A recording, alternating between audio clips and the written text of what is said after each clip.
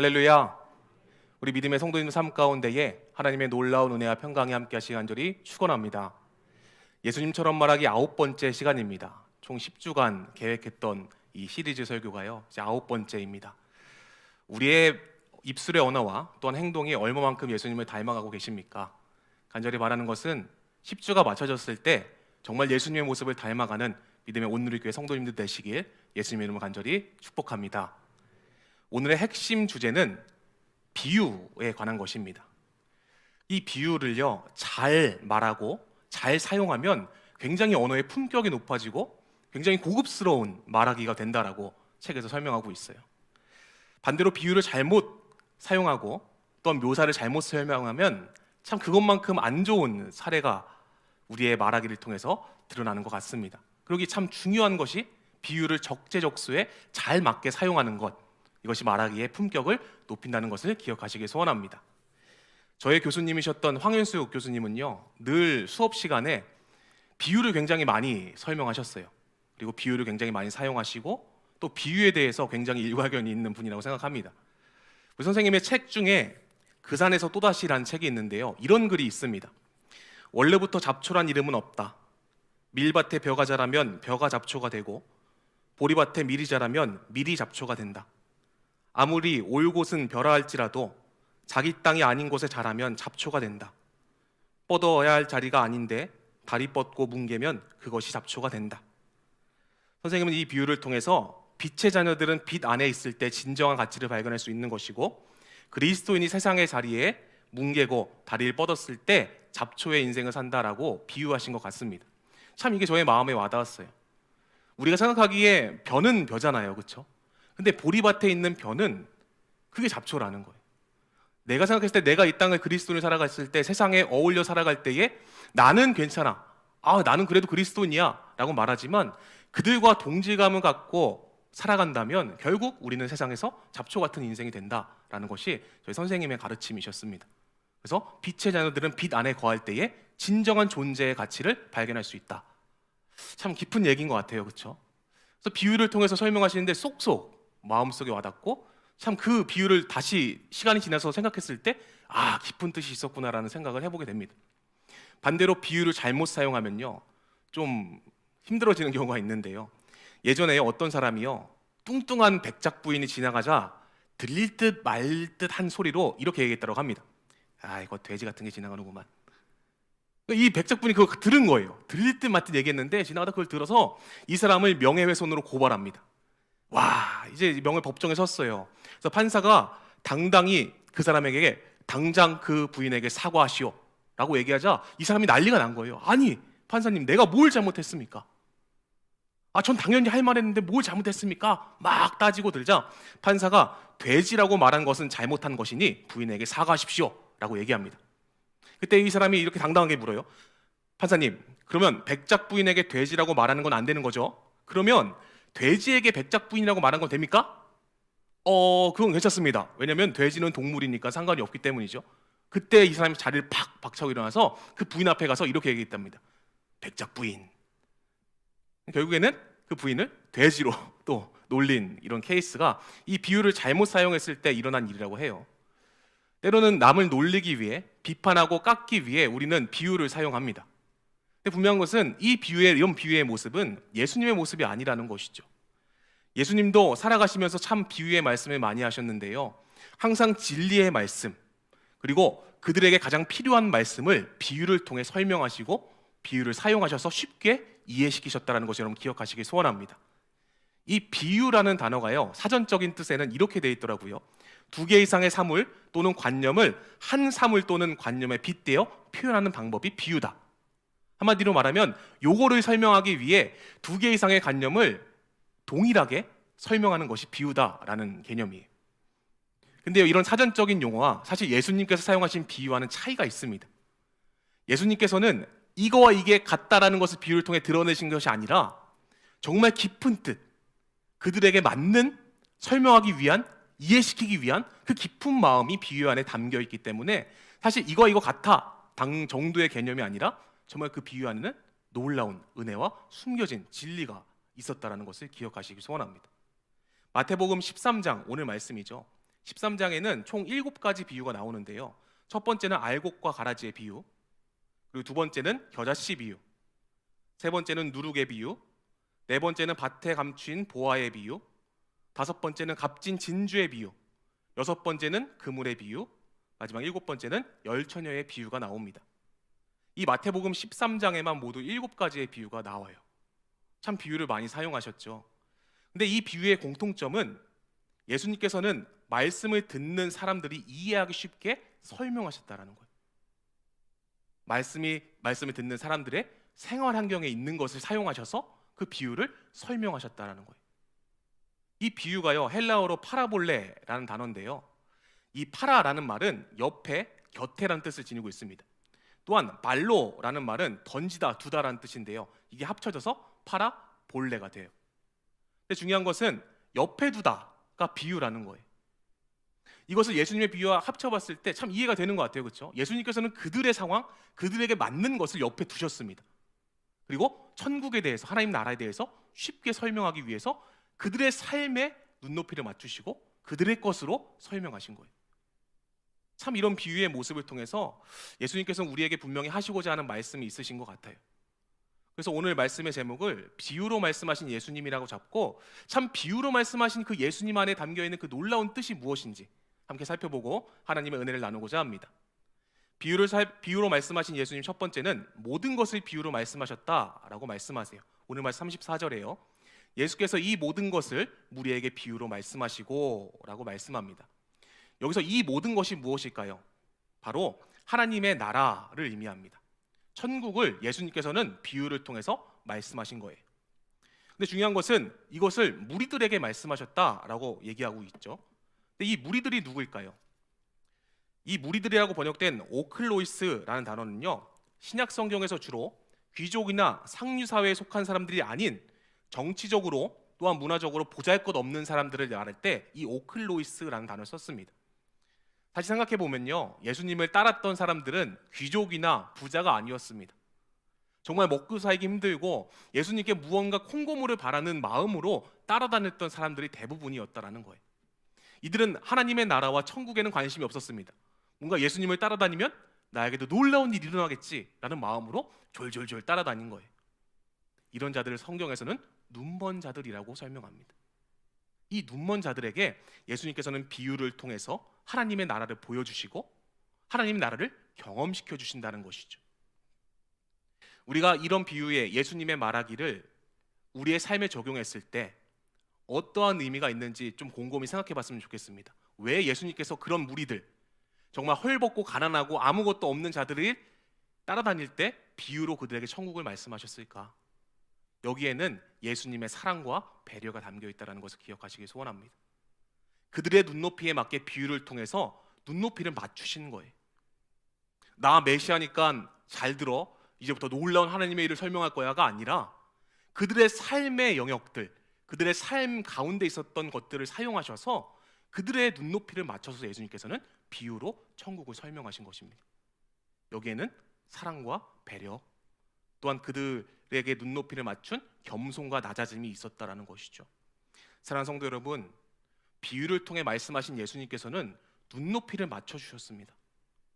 마찬가지로 우리가 세상에 나아가서 사랑과 겸손, 낮아짐의 자세로 그들과 눈높이를 맞춰 주님의 복음을 드러내는 저와 여러분의 삶이 되시길 예수님의 이름으로 간절히 축원합니다. 마태복음 18장에는요, 예수님께서 제자들에게 비유로 설명하신 장면이 나오는데요, 예루살렘으로 예수님과 제자들이 같이 가고 있었습니다. 예루살렘으로 점점 가까워지자 그들이 바라고 소망하는 메시아의 왕국이 눈앞에 온 줄 알고 제자들이 혈안이 됐어요. 야, 나중에 메시아의 나라가 이제 좀 있으면 오는데 내가 너보다 더 클 거야. 아니야, 너는 나보다 낮아. 내가 더 큰 자리에 앉을 거야. 이런 마음으로 제자들이 서로 다투고 있었어요. 그래서 예수님께 물어봅니다. 예수님, 천국에서 누가 제일 큽니까? 라고 물어보죠. 제자들이 예수께 나와서 천국에서는 누가 큽니까? 참 예수님 마음이 어떠셨을까요? 참 답답하셨을 것 같습니다. 그렇죠? 근데 중요한 것은 이때 예수님께서 친절하게 꾸짖으시고 여러 가지 화를 내시거나 이런 것이 아니라 어린아이 한 명을 데려다가 이 어린아이와 같다라는 거 얘기하시면서 비유로 설명하세요. 마태복음 18장 3절에서 4절인데요. 이르시되 진실로 너희에게 이르노니 너희가 돌이켜 어린아이들과 같이 되지 아니하면 결단코 천국에 들어가지 못하리라. 그러므로 누구든지 이 어린아이와 같이 자기를 낮추는 사람이 천국에서 큰 자니라. 어린아이를 데려다가 천국에서 큰 자가 누군지를 예수님께서는 비유를 통해 설명하신 거예요. 어린아이와 같이 자기를 낮추는 자가 천국에서 큰 자니라. 할렐루야. 예수님께서는 눈높이를 낮춰서 그들의 언어로 또한 그들의 삶의 모습으로 설명하셨죠. 마찬가지로 우리가 세상에 나아가서 주님께서 이렇게 배려해 주시고 우리를 사랑하여 주셔서 눈높이를 맞춰주신 그 놀라운 은혜를 드러내는 삶을 살아야 될 줄로 믿습니다. 그때에 우리가 천국에서 큰 자가 되는 것을 기억하시면서 믿음으로 낮아지고 겸손하고 배려하는 마음으로 언행을 가다듬으시는 저와 여러분의 삶이 되시길 예수님의 이름으로 간절히 축원합니다. 이렇게 우리의 언어는 낮아지고 배려, 사랑의 마음으로 눈높이를 맞춰주신 주님을 닮아서 해야 된다는 것이죠. 그렇다면 우리의 행동은 어떻게 해야 될까요? 예루살렘 신시가지에 야드바셴이라는 데가 있습니다. 이 야드바셴에는 기억의 산이라는 부제가 붙는데요. 그곳에는 600만 그루의 나무가 있다라고 해요. 굉장히 나무가 많은 곳에 이렇게 기념물을 세웠는데요. 이 600만 그루의 나무가 의미하는 것은 나치에게 학살당한 600만 명의 이상의 유대인들을 기억하기 위해서 600만 그루의 나무를 그 주변에 심었다고 합니다. 이 야드바셴에서 유명한 조형물이 있는데요. 한 장 넘겨주시면 저 조형물입니다. 두려움의 그림자가 그려진 유대인 아이들의 모습이 잘 그려져 있고요. 또한 저 가운데 약간 큰 얼굴이 있죠, 그렇죠? 그런 큰 얼굴이 저렇게 장식되어 있는 조형물이 있어요. 근데요, 이 조형물의 주인공이 야누스 코작이라는 사람입니다. 저기 가운데 보이는 큰 얼굴의 주인공이 야누스 코작이라는 사람이에요. 유태인계 폴란드인 초등학교 선생님이었는데요. 1942년 8월 5일 나치가 유태인 초등학생들을 잡으러 마을을 습격했습니다. 그때에 모두 막 숨잖아요, 그렇죠? 막 숨고 피했는데 나치가 이 코작 선생님에게 이렇게 얘기해요. 유태인 어린아이들과 선생님들을 내놓으면 목숨만은 살려주겠다. 근데요, 이 선생님이 단칼에 거절하면서 나는 아이들과 함께 하겠다 라고 얘기하면서 아이들과 함께 강제 포로 수용소로 끌려갑니다. 아이들이 겁을 먹자 아이들의 손을 잡아주기도 하고요. 그 강제 포로 수용소까지 이동하는 길에 우는 아이들, 겁먹은 아이들을 안아주고 격려하면서 이 선생님이 끝까지 함께해요. 강제 포로 수용소에서 가스실에 들어가는 그 아이들을 한 명 한 명 안아주면서 우리 천국에서 만나자 이런 마음으로 격려하고 끝까지 용기를 줬던 선생님이 이 야누스 코작이라는 선생님입니다. 결국 강제 수용소에서 살해당해서 생을 마감하게 되는데요. 죽음의 문턱에서도 끝까지 아이들의 손을 잡고 같이 걸어갔던 이 아이작 코작을 많은 사람들은 야드바셴에서 조형물로 만나고 기억하게 되었다라는 것이죠. 예수님께서 왜 그들에게 비유로 설명하셨을까요? 아마 그 뒷면에는 내가 너희들에게 이렇게 천국을 보여주고 말하는 이유는 내가 바로 그 메시아란다. 내가 너희들을 위해서 십자가를 향해 가고 있고 내가 너희들을 구원하러 온 메시아란다라는 것을 그들의 눈높이에 맞춰서 그들의 비유를 통해서 예수님께서는 설명하시는 것 같습니다. 사랑하는 성도 여러분, 우리의 행동이 이렇게 돼야 되지 않을까요? 죽어가는 영혼들, 정말 주님이 없어서 목마르고 메마른 영혼들, 그 영혼들과 손을 잡고 눈높이를 맞추고 함께 걸어가는 것, 이것이 주님께서 우리에게 원하는 언어와 행동인 줄을 믿습니다. 눈높이를 맞추시고 하나님의 나라를 설명하셨던 주님의 그 사랑과 배려의 마음이 오늘 이 시간 말씀을 듣는 여러분 삶 가운데 이루어지시길 소원합니다. 그래서 우리의 언어와 행동이 세상에 나아가서 죽어져가는 그들에게 힘이 되어지고 진리를 깨닫게 해주는 하나님의 귀한 도구가 되기를 예수님의 이름으로 간절히 축원합니다. 이렇게 비유로 말씀하신 예수님은 비유로 하나님의 나라를 설명하시고 눈높이를 맞춰주셨다는 것이죠. 비유로 말씀하신 예수님 두 번째는 비유가 아니면 말씀하지 않으셨다라고 하세요. 오늘 말씀 34절에요. 비유가 아니면 아무것도 말씀하지 않으셨으니 라고 말씀합니다. 여기서 보면 비유가 아니면 아무것도 말씀하지 않으셨다라는 말이 잘못 해석하면 그럼 예수님께서는 비유로만 말씀하셨네? 라고 해석될 수도 있어요. 근데요, 마태복음 5장에서 7장에 나오는 산상수훈에 보면 예수님께서 비유를 단 한 번도 사용하지 않으세요. 한마디로 말하면 예수님께서는 하나님의 나라를 설명할 때만 비유를 사용하신 거예요. 이 본문에서 비유가 아니면 아무것도 말씀하지 않으셨다의 그 말씀하지가 헬라어로 엘랄레이란 단어인데요, 미완료형으로 기록되어서 습관적인 동작을 의미합니다. 이것은 하나님의 나라를 설명하실 때만 습관적으로 비유로 하나님의 나라를 설명하신 것을 의미한 것이죠. 그렇다면 예수님께서는 왜 하나님의 나라만 유독, 물론 다른 비유도 여러 가지 사용하세요, 근데 하나님의 나라를 설명할 때 습관적으로 비유로 설명하셨을까요? 그것은 비유가 지닌 양면성과 단순함 때문인데요, 이 양면성이라고 하는 것은 마음이 완악한 자들은 그 완악함으로 인해서 이 비유에 포함된 영적 의미를 해석할 수 없었습니다. 반대로 마음이 열린 자들은 그 비유의 영적 의미를 깨달을 수 있도록 하는 예수님께서는 비유로 설명하신 거예요. 이게 양면성입니다.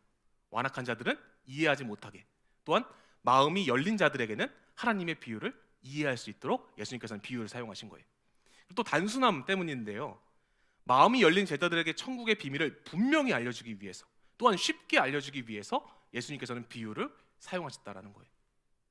결국 이 비유를 통해 말씀하신 의도가 무엇일까요? 복음이 왜곡되지 않도록, 비유를 통해 하나님의 나라를 올바로 이해시키도록 예수님께서는 비유가 아니면 말씀하지 않으셨다라고 말씀한 거예요. 우리가 이 땅을 살아가면서 우리의 언어로, 우리의 말로 하나님의 나라와 예수 그리스도의 십자가의 복음을 왜곡되게 말하지 않길 소원합니다. 우리의 말로 예수 그리스도의 저 은혜의 십자가가 가려지지 않길 소원합니다. 예수님께서 비유 아니면 말씀하지 않으셨던, 복음을 왜곡하지 않으시기 위해서 비유를 사용하셨던 것처럼 우리의 삶이 십자가를 왜곡되지 않고 가리지 않는 삶이 되길 간절히 소원합니다. 그때에 주님께서 우리의 입술을 기뻐 받으실 것이고 하나님께서 영광 받으실 줄 믿습니다. 그러한 믿음을 가지고 승리하시는 저 여러분 되시길 간절히 소원합니다. 고린도전서 9장에 보면요, 우리가 잘 아는 그 고린도 교회에 여러 가지 문제가 있었는데요, 이 9장에서의 내용은 우상의 제물과 관련된 그리스도인의 자유에 대한 내용입니다. 믿음이 강한 자들과 믿음이 약한 자들이 서로 다투고 헐뜯고 정죄했던 것이 이 고린도 교회의 문제였어요. 믿음이 강한 자들은요, 예수 그리스도를 진작부터 영접했기 때문에 되게 자유로웠습니다.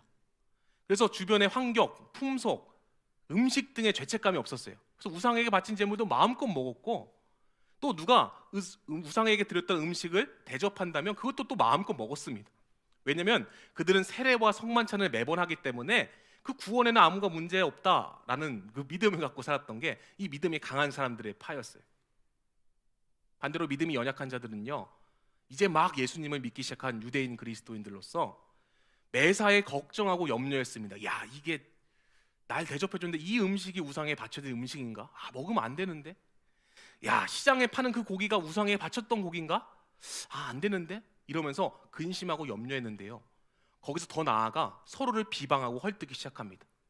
믿음이 연약한 자들은 믿음 강한 사람들을 보면서 야, 그러면 안 된다. 또한 반대로 믿음이 강한 자들은 연약한 사람들을 보면서 뭘 그렇게 염려하고 걱정하냐, 이미 우리는 세례와 성만찬이 됐잖아, 구원에는 아무 문제가 없어. 서로 다투고 헐뜯는 모습이 이 고린도 교회에 나타나 있다는 것이죠. 그때에 바울은 이들을 향해서 이렇게 권면합니다. 고린도전서 9장 12절에요. 다른 이들도 너희에게 이런 권리를 가졌거든 하물며 우리일까 보냐. 그러나 우리가 이 권리를 쓰지 아니하고 범사에 참는 것은 그리스도 복음에 아무 장애가 없게 하려 함이로다 라고 말씀하면서 권면합니다. 이 말을 쉽게 해석하면, 야, 너희들이 사용하는 그 자유, 권리, 만약 그걸로 인해서 누군가가 시험에 들고 누군가가 상처를 받는다면 그것은 복음의 장애물이 된다. 당당히 그 권리를 포기해라 라고 바울은 권면합니다. 우리가 이 땅을 살아가면서 우리가 누리는 말들, 우리가 주로 쓰는 습관들, 우리 자유잖아요, 그렇죠? 마음껏 먹고 마음껏 말하고 때로는 누굴 욕하기도 하고. 근데 중요한 것은 그런 모습들이 누군가에게 시험이 되고 상처가 된다면 그런 자유와 권리를 버리라는 것입니다. 왜요? 복음의 장애물이 되기 때문이죠. 내가 한마디 건네는 그 말로 인해서 예수 그리스도의 십자가가 가려지고 복음이 가려진다면 당장 그 권리를 내려놓고 종의 삶으로 살아가라 라고 바울은 권면하고 있는 것입니다. 그러면서 9장 14절에 이렇게 말씀하는데요, 이와 같이 주께서도 복음 전하는 자들이 복음으로 말미암아 살리라 명하셨느니라. 복음으로 말미암아 사는 삶. 늘 우리의 입술에서 복음이 나오고 늘 우리의 삶 가운데에 언행 가운데에 복음이 이루어지는 삶이 되길 간절히 소원합니다. 나의 모습을 한번 돌아보시길 소원합니다. 내가 주로 쓰는 말들, 주로 쓰는 그 습관들이 누군가에게 상처가 되고 그것이 예수 그리스도의 십자가의 은혜를 가리는 것이라면 지금 당장 그 권리를 포기하시길 소원합니다. 차라리 잠잠하라, 침묵하시길 소원합니다. 그것이 우리에게 주신 예수 그리스도의 언행임을 기억하시면서 이 땅을 살아갈 때에 복음을 위해 우리의 권리를 포기하는 것, 복음을 위해 우리의 말을 바로잡고 예수님의 언어로 닮아가는 것이 우리에게 주어진 사명임을 기억하시기 간절히 축원합니다. 이렇게 예수님께서는 비유 아니면 말씀하지 않으셨다라는 말을 통해서 복음이 왜곡되지 않도록, 하나님의 나라가 훼손되지 않도록 비유를 통해 잘 감싸고 얘기하셨다는 것이죠. 사랑하는 성도 여러분, 우리의 삶도 복음이 왜곡되지 않는 삶, 그리스도의 십자가의 은혜가 가려지지 않는 삶, 그런 언행들이 우리의 언행이 되기 간절히 소원합니다. 그러한 마음으로 이 말씀을 가슴에 새기시는 저와 여러분이 되시기 간절히 소원합니다. 비유로 말씀하신 예수님 마지막 세 번째는요, 창세부터 감추인 것들을 드러내셨다라고 말씀합니다. 오늘 말 35절에요. 내가 입을 열어 비유로 말하고 창세부터 감추인 것들을 드러내리라 함을 이루려 하심이라 라고 말씀합니다. 창세부터 감추인 것들을 드러내리라 라는 그 말을요, 원어 그대로 해석하면 내가 세상의 시초로부터 숨겨진 것들을 선포할 것이다 가 이 원어적인 뜻이에요. 그대로 해석하면 내가 세상의 시초로부터 숨겨진 것들을 선포할 것이다. 예수님께서는 하나님의 구원의 계획이셨고 완성이십니다. 믿으십니까? 그것을 예수님께서는 드러내셨고 비유를 통해 선포하셨습니다. 하나님의 나라를 선포하는 저와 여러분 되기 소원합니다. 예수님께서 창세전부터 감추인 것을 드러내면서 자기 자신을 드러내신 것 같이 우리가 그리스도인으로서 예수 그리스도의 십자가의 은혜를 드러내는 삶, 우리의 말과 행동으로 그 십자가의 은혜를 이루는 삶을 살아가는 저와 여러분의 삶이 되시길 간절히 축원합니다. 우리 안에 예수님의 십자가의 사랑이 가득 차길 소원하고 그것이 차고 넘쳐서 우리의 삶 가운데 감춰졌던 그 십자가의 은혜가 결단을 통해 우리의 삶에 당당히 드러나고 개봉되어지고 많은 사람들에게 알리게 하는 그런 놀라운 은혜의 삶이 저와 여러분 되시길 간절히 축원합니다. 어떤 것을 우리 안에 감추고 담고 있을까요?